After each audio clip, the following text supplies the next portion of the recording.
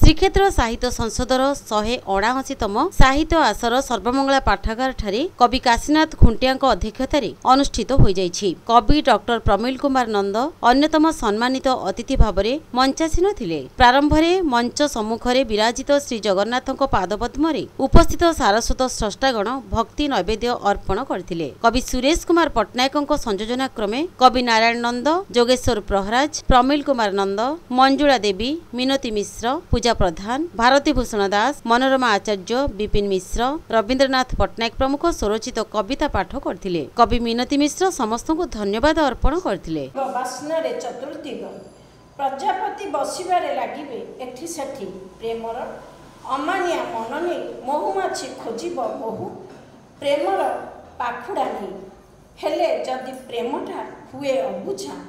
नारायण क्षीर समुद्र रे फुके फुनिजारे विषबा अमृते नाही ठान विषबा अमृते नाही रस लक्ष्मी सरस्वती सेवा प्रेमिक मोहर प्रथम देखा तो गंगा कूलर तुमे थिल तुम मांक सह मो साथे थिले मो भगिनी प्रेम कविता रे लेखुची ए पत्र मातृभाषा दुहे अटंती आमरी मा भक्ति पुष्पांजलि अर्पण करी रखिबा ताहारी नाम भाषार